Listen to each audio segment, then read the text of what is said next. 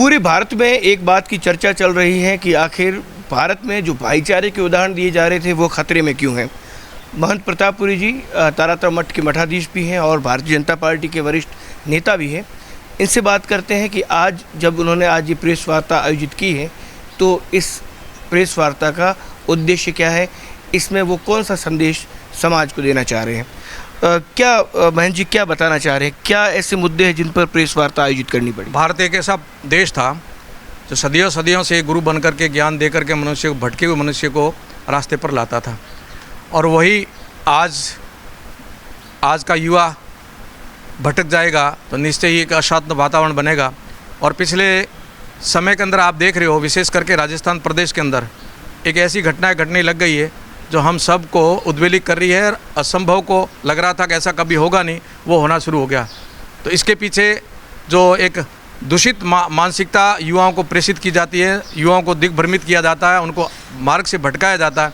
ये युवा बहकावे में आकर के और पता नहीं किस ख्वाबों के साथ में इतने बड़े जघन्य अपराध कर देते हैं जो राष्ट्र को उद्वेलित करते हैं, राष्ट्र को अशांत कर देते हैं और सांप्रदायिक सौहार्द को भी बिगाड़ते हैं। आपको जीना है, आपको करना है तो अच्छे काम करो ना, अच्छे लोगों के लिए हो ना। आपके हाथ किसी का गला काटने के लिए क्यों उठते हैं? किसी का गला बचाने के लिए उठना चाहिए, किसी का साथ देने के लिए बचाना चाहिए, किसी का घर बसाने के लिए देना चाहिए। तो यही तो जीवन है।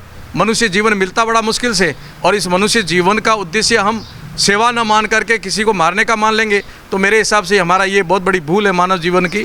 और ऐसा दिग्भ्रमित करना ये हम सब के लिए सांप्रदायिक सौहार्द बिगाड़ता है, भाईचारे को खत्म करता है और देश में भी अशांति लाते हैं। आप आपका जो भी है धर्म अनुष्ठान करिए, हमें कोई दिक्कत नहीं है। आप आपके धर्म अनुष्ठान में हम कहीं भी इंटरफेयर नहीं करेंगे, क्योंकि हमारे हिंदू समाज के अंदर भी बहुत सारे मतांतर हैं। अपनी अपनी पद्धति से वो सब अपने आराधना करते हैं। आप भी करो तो हमें क्या दिक्कत है, करिए, आप अपने ढंग से करिए, परंतु हमें आपको हम पसंद नहीं, ये नहीं होना चाहिए। हम आपके लिए कह सकते हैं कि आप कर सकते हैं, तो आपके भी युवा दिग्भ्रमित नहीं हुए। आप जिनको माने उनको सम्मान माने, बड़े ढंग से वो आप अपने धार्मिक अनुष्ठान करें, परंतु दूसरों को इस दृष्टि से नहीं देखें कि वो उनके नहीं होने चाहिए अथवा हम ही करेंगे वो होगा। ये जो वातावरण बना है ये देश के लिए भी हितकरनी है और पूरे दुनिया के अंदर भी हितकरनी। विश्व में भी आपने देखा ऐसा जो असामाजिक वातावरण बना करके पूरे विश्व को उद्वेलित किया जाता है, तो वहाँ के लोग भी सुखी नहीं हैं। और ये विश्व के अंदर विदेशों से चलती चलती आंधी राजस्थान में और भारत में आ रही है, इसको भारतीयों को ही रोकना है।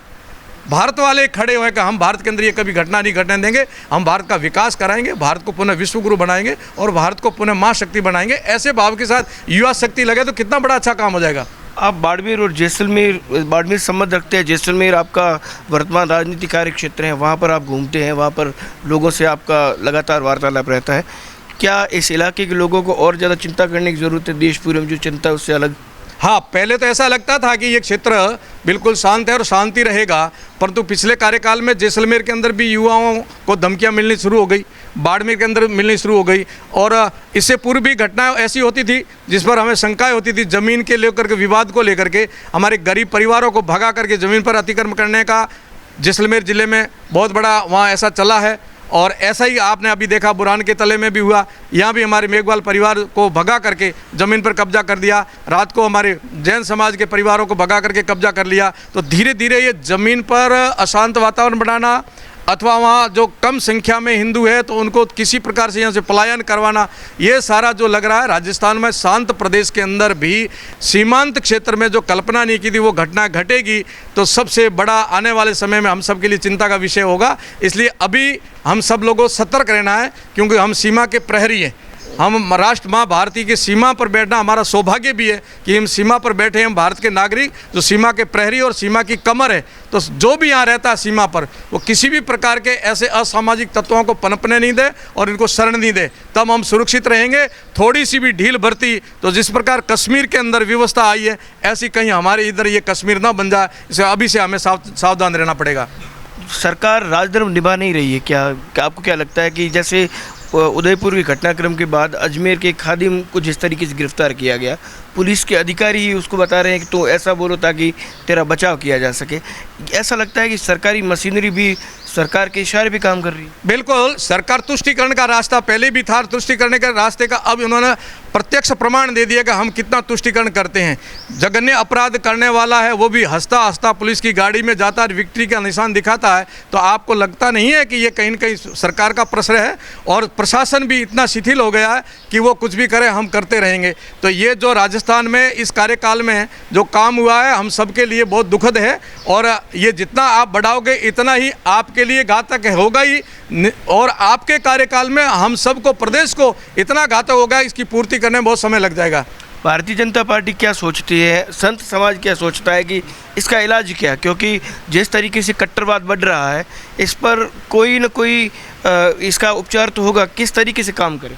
ये देखें, आप करते हो ना सांप्रदायिक सौहार्द की धर्म सम्मेलन करवाते, सर्वधर्म सम्मेलन करवाते हैं, करवाएं। अब सर्वधर्म सम्मेलन लाएं उनको सामने, उनके जो भी धर्म के मुखिया है उनको ला करके बिठा करके ऐसे वातावरण बनवाने की तैयारी कराएं कि हमारे यहाँ से दिग्भ्रमित जो युवा हो रहे हैं उनको आप समझाएंगे। हमारा कोई युवा गलती करता है तो हम समझाएंगे उनको क्या आप यहाँ शांति और सौहार्द बनाए रखो। हम तो केवल सेवा का भाव से काम करते हैं। जहाँ देखो हमारे कार्यकर्ता, चाहे कोरोना काल हो, चाहे बाढ़ का काम हो, चाहे भूखमरी का हो, चाहे विद्यालय का हो, चाहे स्वच्छता का हो, चाहे पेड़ लगाने का हो, चाहे किसी भी प्रकार का हॉस्पिटल का हो, तो हमारे युवा दिन रात वहाँ जा के सेवा करते हैं। ठीक ऐसे उनके भी जो धर्म गुरु है ना, वो भी अपने युवाओं को धर्म ऐसे सेवा के लिए लाएँ, ऐसे आगे नहीं बढ़ाएं कि वो यहाँ सांप्रदायिक सौहार्द बिगाड़ें। PFI एक संगठन है, उसको बहुत उसके ऊपर सवाल खड़े हो रहे हैं। अजमेर दरगाह में भी उसके वीडियो लीक हुए, कई खादिम जो है वो भी उनके साथ नज़र आए। आपको नहीं लगता कि सरकार, अगर इसके इतने सवाल खड़े हो रहे तो इसकी एक बहुत जांच बहुत आवश्यक है? सरकार को अभी समय पर चेत करके करना चाहिए। सरकार नहीं कर रही है, राजस्थान सरकार बिल्कुल नहीं कर रही है। PFI ने केरल में जो किया, आसाम में जो किया, और वो चलती चलती धीरे धीरे आंधी यहाँ राजस्थान तक पहुँच गई है। राजस्थान की सत्ता वर्तमान ऐसी शिथिल रही तो फिर ये आंधी ऐसी फैलेगी कि फिर अनकंट्रोल हो जाएगी। तो इनको अभी रोको। ये जो कट्टरवाद का वातावरण राजस्थान की कल्पना में भी नहीं था, वो ला करके राजस्थान के प्रदेश को इतना दुखी कर दिया। तो अब तो ये इनको करना ही पड़ेगा, नहीं तो केंद्र सोचेगा किन को जांच दी जाए, किन के हाथ में ये सत्ता दी जाए। निश्चय ही यूपी वाला जो है धीरे धीरे सुधार राजस्थान में भी होगा, जनता अपने आप जवाब देगी। नहीं तो यूपी के राज को तो विपक्ष जो है कांग्रेस पार्टी बुलडोजर राज बता रही है। क्या यही राजस्थान के अंदर आप सोच रहे हैं कि ऐसा होना चाहिए?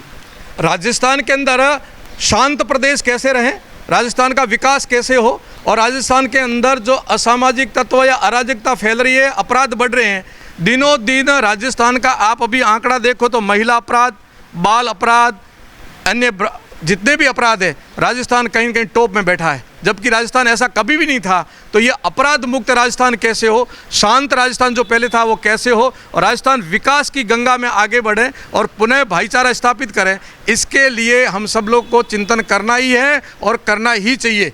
और आने वाले समय में राजस्थान शांत रहेगा, इसके लिए अभी से तैयारियां करनी पड़ेगी। राजस्थान में जो ऐसे तत्व अपना राज समझ करके राजस्थान को अशांत कर रहे हैं, उनको शांत करना ही पड़ेगा। एक अंतिम सवाल कि इस इलाके के अंदर पिछले कुछ समय से मिशनरीज की एंट्री हुई है, और ये आपने भी थोड़ी देर पहले चर्चा में बताया कि वो भी धर्मांतरण की कोशिश कर रहे हैं। पश्चिमी राजस्थान में ऐसा हो रहा है, मैंने खुद ने अनुभव किया है। वो मिशनरी हमारे गरीब परिवार और उनको लक्ष्य बना करके उन गरीब परिवारों तक संपर्क करते हैं, और रातों रात अंधियारे में जा कर के उनका मन परिवर्तन करते हैं, उनको मजबूर करते हैं, उनको लोभ लालच देते हैं और वो धर्म परिवर्तन करवाते हैं। ऐसा सीमांत क्षेत्र में यहाँ हो रहा है, ऐसा कैसा हनुमानगढ़ और गंगानगर के अंदर भी हो रहा है। मैं अभी जयपुर गया, जयपुर के अंदर एक सभ्य समाज के लोग, अच्छा समाज मानते हैं उसको, और उस समाज में से भी लोगों का माइंड वॉश करके धर्म परिवर्तन करवाया जा रहा है।